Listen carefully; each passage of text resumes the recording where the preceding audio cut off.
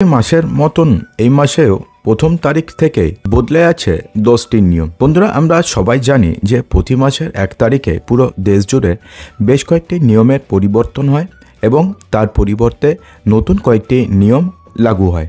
তো এ মাসেও যে 10টি নিয়মের পরিবর্তন হচ্ছে, সেই 10টি নিয়মের মধ্যে প্রত্যেকটি নিয়মই আপনাদের দৈনন্দিন জীবনের সঙ্গে সম্পর্কিত। বিশেষ করে শেষের 5টি নিয়ম তো আপনাদের জানাটা একান্ত প্রয়োজন। তো সেই জন্য যদি আপনাদের ব্যাংকে অ্যাকাউন্ট থাকে, যদি আপনাদের বাড়িতে রান্নার গ্যাসের কানেকশন থাকে, অথবা যদি আপনারা সরকারি চাকরিজীবী হয়ে থাকেন, তো সেক্ষেত্রে আপনাদের জন্য রয়েছে বড়সড় আপডেট। তো ভিডিওটিকে শেষ পর্যন্ত অবশ্যই দেখবেন। তো চলুন আর সময় নষ্ট না করে ভিডিওটি শুরু। তো প্রথম যেই নিয়মটি রয়েছে সেটা, আপনি যদি পেনশন অ্যাকাউন্ট হোল্ডার হয়ে থাকেন অথবা আপনি যদি পেনশনার্স হয়ে থাকেন, সেক্ষেত্রে আপনাদের জন্য দারুণ সুখবর। বন্ধুরা, ইপিএফও অর্থাৎ এমপ্লয়ি প্রভিডেন্ট ফান্ড অর্গানাইজেশন সেটা 3.0 লঞ্চ করেছে। এখন থেকে পিএফ বার করাটা বা নিকালনা और भी आसान हो जाएगा। হ্যাঁ বন্ধুরা, ইপিএফও 1 জুন থেকে নতুন ভার্সন ইপিএফও 3.0 শুরু করতে যাচ্ছে। এর ফলে কি হবে, আপনারা পিএফ তুলতে গেলে আপনাদের খুব সুবিধা হবে। কেওয়াইসি আপডেট এছাড়া ক্লেম প্রসেস আগের থেকে অনেকটাই বেশি ফাস্ট হবে এবং আগের থেকে অনেকটাই বেশি সহজ হবে।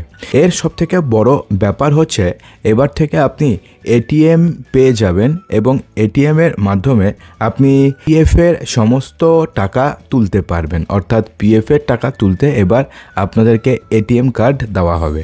বন্ধুরা, বেশ কয়েকদিন আগে রিজার্ভ ব্যাঙ্ক অফ ইন্ডিয়া তাদের মনিটারি পলিসি মিটিংয়ে সমস্ত যে রেপো রেট রয়েছে, রেপো রেট কমিয়ে দিয়েছে। এর ফলে কি হয়েছে, বিভিন্ন ব্যাংকগুলো যেগুলো রয়েছে, সেই সমস্ত ব্যাংক তাদের যে বিভিন্ন লোন রয়েছে, সে বিভিন্ন লোনে ইন্টারেস্ট রেট কমিয়ে দিয়েছে। সেই আপনাদের যে কোনো ব্যাংকে এইচবিএল থাকুক অথবা পার্সোনাল লোন থাকুক অথবা কার লোন থাকুক, যে কোনো লোন থাকুক না কেন, এবার এখন কিন্তু আপনার ইএমআই কিছুটা হলেও কমেছে।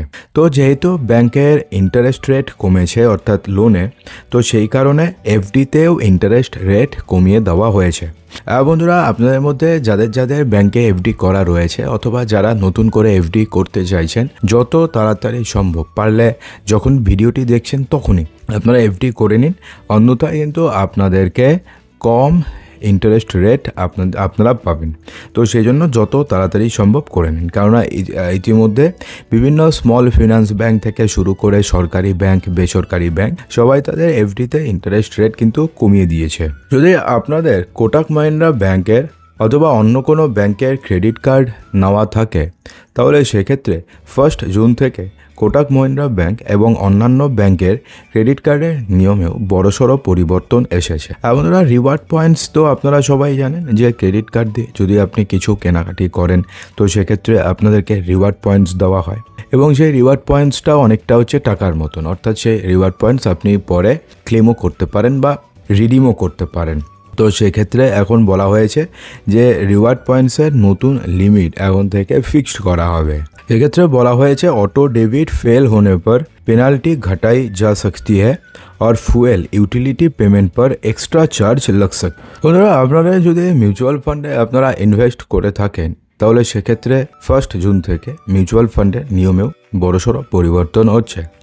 বন্ধুরা, সেবি যে ওভারনাইট মিউচুয়াল ফান্ড স্কিমের নতুন কাট অফ টাইম চালু করেছে। বন্ধুরা, 1 জুন থেকে অফলাইন ট্রানজাকশনের জন্য সময় দেওয়া হয়েছে বিকেল 3টে পর্যন্ত এবং অনলাইন ট্রানজাকশনের জন্য সময় দেওয়া হয়েছে বিকেল 7টা পর্যন্ত। এরপরে আপনি যদি কোনো অর্ডার করেন, তাহলে সেটা নেক্সট ব্যাংকিং ডেতে সেটা হবে। অর্থাৎ এই টাইম ফ্রেমের মধ্যে যদি আপনারা অর্ডার করেন, তাহলে তো সেই ব্যাংকিং ডেতে আপনি পেয়ে যাবেন। অন্যথায় কিন্তু সেটাকে নেক্সট ব্যাংকিং ডেতে সেটাকে কনভার্ট করা হবে। এরপরের আপডেটটি হচ্ছে আধার কার্ডের সঙ্গে। এরপরে যে আপডেটটি রয়েছে সেটা হচ্ছে আধার কার্ড নিয়ে। আপনারা যদি আপনাদের কাছে আধার কার্ড থাকে এবং আপনারা যদি আপনাদের আধার কার্ড বিগত 10 বছর থেকে কোনো প্রকারের যদি আপনারা আপডেট করে না থাকেন, তাহলে আগামী 14ই জুন পর্যন্ত আপনাদের কাছে সময় রয়েছে। এই 14ই জুন পর্যন্ত যদি আপনি আপনাদের আধার কার্ডটিকে আপডেট করে নেন, তাহলে সেক্ষেত্রে আপনাদেরকে কোনো চার্জেস দিতে হবে না। কিন্তু আপনি যদি 14ই জুনের পরে আপডেট করেন, তাহলে সেক্ষেত্রে আপনাকে 25 টাকা থেকে 50 টাকা পর্যন্ত আপনাদেরকে চার্জেস দিতে হবে। যদিও আপনাদের জানিয়ে রাখি যে যদি আপনি অনলাইনে কিছু চেঞ্জেস করেন, তাহলে সেক্ষেত্রে আপনি 14ই জুন পর্যন্ত ফ্রিতে আপনি আপডেট করতে পারবেন। যেমন ধরুন আপনার ঠিকানা আপনি চেঞ্জ করবেন বা ধরুন নামের কোনো সামান্য চেঞ্জেস করবেন, তাহলে আপনি অনলাইনে ফ্রিতে অর্থাৎ বিনামূল্যে করতে পারবেন। কিন্তু যদি ধরুন আপনি আপনার বায়োমেট্রিক চেঞ্জ করবেন, তো সেক্ষেত্রে তো আপনাকে অফলাইন স্টোরে যেতে হবে বা আধার এনরোলমেন্ট সেন্টারে যেতে হবে। তো সেক্ষেত্রে কিন্তু আপনাদেরকে ফুল পেমেন্ট করতে হবে, অর্থাৎ সেটা কিন্তু ফ্রি নয়। তো এরপরে যদি আপনি ইউপিআই ট্রানজাকশন করে থাকেন, তাহলে সেক্ষেত্রে ইউপিআই ট্রানজাকশন নিয়েও বেশ কয়েকটি নিয়মের পরিবর্তন হচ্ছে। हमारा यूपीआई ट्रांजैक्शन में अब दिखेगी असली रिसीवर का नाम। तो बोला हुआ है जो एनपीसीआई ने नया नियम चालू किया है, जिसके तहत यूपीआई पेमेंट करने वक्त यूजर को सिर्फ अल्टीमेट बेनिफिशियरी यानी असली रिसीवर का बैंकिंग नाम ही दिखेगा। क्यूआर कोड या क्रेडिट या एडिट किए गए नाम अब नहीं दिखेंगे। ये नियम 30 जून से सभी यूपीआई ऐप्स पर चालू करने होंगे। अर्थात आगामी 30 जून থেকে এই নতুন নিয়মটি চালু হচ্ছে। এরপর থেকে যখনই আপনারা ইউপিআই এর মাধ্যমে কাউকে পেমেন্ট করবেন, তখন সেক্ষেত্রে শুধুমাত্র যে যাকে আপনি টাকা পাঠাচ্ছেন তার যে আলটিমেট বেনিফিশিয়ারি অর্থাৎ তার যে নাম, সেটাই এখন থেকে আপনাদেরকে দেখাবে এবং এই নিয়মটি 30 জুন থেকে চালু হচ্ছে। যদি আপনারা ব্যাংকে অ্যাকাউন্ট থাকে, তাহলে কিন্তু এরপরের আপডেটটিও আপনাদের খুবই গুরুত্বপূর্ণ। আপনারা জুন মাসে টোটাল 12 দিন ব্যাংক বন্ধ থাকবে। আপনারা আরবিআইয়ের নতুন লিস্ট অনুযায়ী 2025-এ টোটাল 12 দিন ব্যাংকে ছুটি থাকবে, যার মধ্যে রবিবার রয়েছে, দ্বিতীয় এবং চতুর্থ শনিবার রয়েছে। এছাড়া বকরিদের জন্য শনিবার দিন ব্যাংক বন্ধ থাকবে।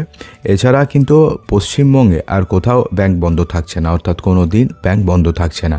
আপনারা সবাই জানেন যে ব্যাংকের ছুটি কিন্তু স্টেট ওয়াইজ হয়, অর্থাৎ এমনটা নয় যে পুরো ভারতবর্ষে যতদিন ছুটি সব সময় সেম ছুটি হয়, স্টেট ওয়াইজ হয়।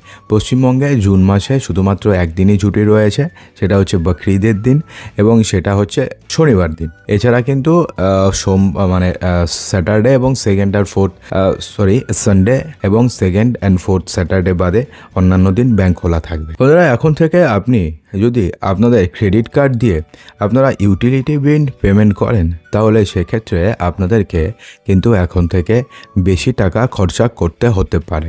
আর বন্ধুরা, কিছু কিছু ব্যাংক বলে দিয়েছে যে জুন থেকে আপনি যদি ক্রেডিট কার্ড দিয়ে আপনি বিজলি বিল অর্থাৎ ইলেকট্রিসিটি বিল, জলের বিল, যে কোনো ইউটিলিটি বিল আপনি যদি পেমেন্ট করেন, তাহলে সেক্ষেত্রে এক্সট্রা চার্জেস লাগানো হবে। এতদিন পর্যন্ত নিয়ম ছিল যে আপনি যদি ক্রেডিট কার্ড দিয়ে ইউটিলিটি বিল পেমেন্ট করতেন, তাহলে সেক্ষেত্রে এক্সট্রা চার্জ তো দূরের কথা, আপনাদেরকে রিওয়ার্ড পয়েন্টস দেওয়া হতো। কিন্তু এখন থেকে সেই নিয়মের পরিবর্তন করা হয়েছে। যদি আপনি ক্রেডিট কার্ড দিয়ে আপনি ইউটিলিটি বিল পেমেন্ট করেন, তাহলে আপনাদেরকে এক্সট্রা চার্জেস পেমেন্ট করতে হবে। এছাড়া যদি আপনাদের কাছে ব্যাংকে অ্যাকাউন্ট থাকে, তাহলে সেক্ষেত্রে তো আপনারা এটিএম কার্ড ইউজ করেনি, তো 1 জুন থেকে এটিএমে বাড়তি খরচ হতে পারে। আপনারা 1 জুন 2025 থেকে বেশ কয়েকটি ব্যাংকের কার্ড ব্যবহার করে এটিএম থেকে টাকা তুলতে গ্রাহককে বাড়তি টাকা দিতে হবে। বিনামূল্যে লেনদেনের সীমা অতিক্রম যদি হয়ে যায়, তাহলে সেক্ষেত্রে জুন থেকে গ্রাহককে এটিএম থেকে টাকা তুলতে বাড়তি চার্জ দিতে হবে। এক এক ব্যাংকের ফ্রিতে টাকা তোলার সীমা হচ্ছে এক এক রকমের। বিশেষ করে আপনি জানিয়ে দিই যে আপনি যদি সেমি আরবানে বসবাস করেন, তাহলে সেক্ষেত্রে আপনি নিজের ব্যাংকের এটিএম থেকে 5 বার ফ্রিতে টাকা তুলতে পারবেন এবং অন্য ব্যাংকের এটিএম থেকে 3 বার ফ্রিতে টাকা তুলতে পারবেন। এর বেশি যদি আপনি টাকা তোলেন, তাহলে সেক্ষেত্রে আপনাদেরকে চার্জেস দিতে হবে। তো আগে লাগতো হচ্ছে 21 টাকা করে চার্জ, এবার চার্জ 2 টাকা বাড়ানো হয়েছে। এবার আপনাকে 21 টাকার পরিবর্তে 23 টাকা চার্জ দিতে হবে এবং এই নিয়মটি 1 জুন 2025 থেকে কার্যকর হচ্ছে। তো বন্ধুরা, আশা করব যে ভিডিওটিতে আপনাদের সমস্ত কিছুই সঠিকভাবে বোঝাতে পেরেছি। যদি ভিডিওটি আপনাদের ভালো লেগে থাকে তো ভিডিওটিকে লাইক করবেন, বন্ধুদের মাঝে প্রচুর শেয়ার করবেন এবং চ্যানেলটিকে সাবস্ক্রাইব অবশ্যই করবেন। তো দেখা হচ্ছে আমাদের আগামী ভিডিওতে আরও কিছু ইম্পর্টেন্ট নিউজ নিয়ে। ততক্ষণের জন্যে ভালো থাকবেন, সুস্থ থাকবেন।